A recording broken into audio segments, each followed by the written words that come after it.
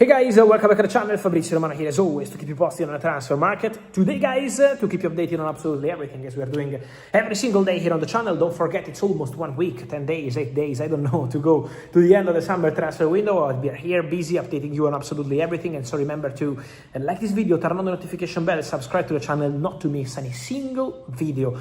Plenty of news from all over Europe. Michele Di Gregorio, Italian goalkeeper from Juventus to Bournemouth, for example, it's a deal advancing on loan with an option to buy, and it's plenty of stories from all the countries, so stay absolutely tuned. I was also reporting something on Christopher Nkunku. Watch out for Christopher Nkunku because the French striker is going to leave AC Milan. The French striker is going to try a new chapter in his career, and according to my information there is interest from Newcastle, from Leipzig, so there is movement around the player. One to watch definitely in the next days. But we want to talk about Liverpool, guys. We have to talk about Liverpool. Let me restart this conversation by picking up what I said already a few weeks ago. I keep telling you, for Liverpool, 2 wingers. One is Bradley Barcola, because they want him, they're going for him, and they're going all in. Second is one more player they want to add to the squad. The question of the week from Liverpool fans, more than on Barcola, was why you are not reporting on Mbaye?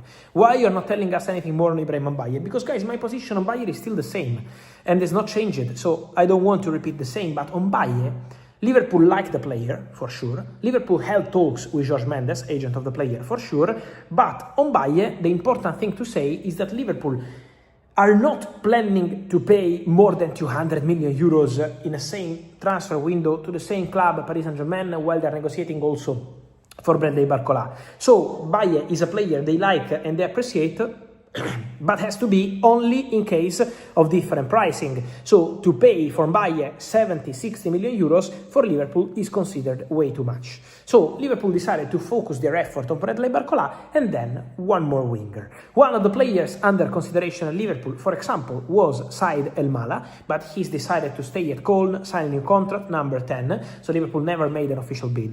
Then yesterday you keep asking me about Minteh, this Gambian winger from Brighton. The reality is that Liverpool opening bid was verbal and was few days ago, so it was not yesterday, it was a story from few days ago. Today, Liverpool returned to Brighton with a new official bid, this time bidding paper, a real proposal worth £60 million. Brighton said no, but there is a feeling that with a new proposal, Liverpool could really get the deal done. So Liverpool are getting closer to signing Minteh. The player has agreed on personal terms with Liverpool. This morning there was a call between the agents of the player and Liverpool to discuss the contract, and the contract, verbal basis, would be okay. Minteh dreams of Liverpool. African players made history at Liverpool, especially recently. Mo Salah, Sadio Mane, who is an idol for the player. So Minteh would love to go to Liverpool. Now, agreement with the player, waiting to see the conversation with Brighton, how it's gonna go. But remember, this is a separate story from Bradley Barcola. Don't forget Bradley Barcola. I told you, the Barcola breakthrough is not going to be anytime soon. I told you at the beginning of August. We are getting into the final week of the summer transfer window, and my feeling is that for the breakthrough is not going to be today or even tomorrow. It's going to take some days. So the conversation continues with Paris Saint-Germain. Liverpool remain in active talks. Liverpool have an agreement with the player, but the agreement, club to club, is still needed.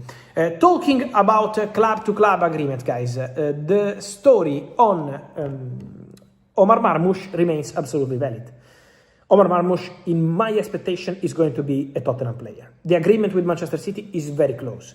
It's just some final details to clarify club to club, Tottenham City, but the agreement is very close, so I remain very optimistic. As I told you, Savinho is in London to complete his move, but the idea is to see both Savinho and Marmoush in a Tottenham shirt by the end of next week. Might be not this weekend, but next week I expect the Marmoush deal to get done. This is the conversation. Who is leaving now, is leaving on a plane and is leaving the city, is Jorge Mendes, one of the most powerful agents in the world, who was in Barcelona to talk with Marc Casado, with Alejandro Balde, and with Deco, Barcelona director. The conversation took place for Jorge Mendes to assess the future of his clients. For Marc Casado, there are several possibilities. He's going to leave Barcelona, and he's not guaranteed he's going to be Al Hilal. Many rumors on Al Hilal, but I'm told it's open to more clubs in Europe and abroad. So Casado is definitely going to leave Barcelona. For Alejandro Balde, is more kind of 50-50 situation, because on one side, in case of good proposal, Balde could still leave Barcelona. On the other side, what I can tell you is that, for example, the player is not pushing to go. So, just to give you context, there was a call this week between Jorge Mendes and Manchester United. United are looking for a left back, and United were asking for the conditions of the deal. Jorge Mendes was considering this possibility, but the player is not pushing to go. And it's not about rejecting the player. Alejandro Balde is very happy in Barcelona and would love to compete for his spot at Barcelona. So the only way to see Balde leaving Barca from now to the end of the season is if it's Barca telling Balde, okay, we need to sell you, we want to sell you. So that's the only way. Man United are informed on the conditions. As of today, they have not retired with any official bid. United are focused on the Balde story. We will talk about that in the next hours. But for sure, Alejandro Balde is an open situation. Casado is one way, and it's leaving Barcelona. Talking about more, guys, also a statement from Atletico Madrid on the Julian Alvarez situation. Important to mention on Julian Alvarez that, first of all, Barcelona have been waiting and trying for weeks and weeks, but still no changes. Arsenal, yesterday, Matteo Alemany, director of Atletico Madrid, had a contact with Arsenal, and Arsenal wanted to be informed on the Julian Alvarez situation, cost of the deal, player situation, so Arsenal were taking informations. But my understanding is on this that first of all, the price was considered too high by Arsenal. So the moment Arsenal believed that the eventual money that would take to sign Julian Alvarez would be too much, as of today. And then the player side. The player, till today, never opened doors to any other club, especially to English clubs. But to any other club, that is not Barcelona. So in the player's mind, there has always been only Barcelona. Now, we have to see, there is still 1 week to go, so let's see if Arsenal at some point will find open doors.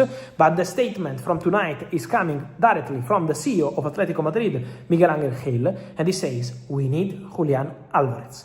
We need Julian Alvarez to be competitive. We know he's a top professional. We need Julian to be in the best European teams. And so he says, we absolutely will take care of Julian Alvarez and he will stay with us. So the message from Atletico is still the same. They don't want to sell the player. So Arsenal are informed on the conditions, but also don't forget the player side, which is a big part of this story as well.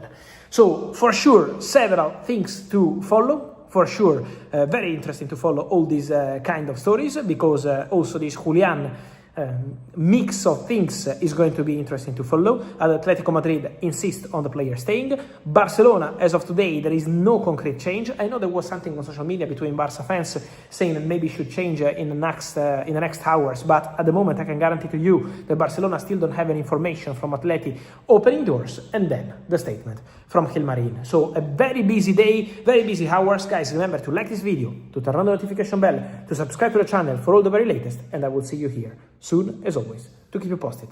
Thank you.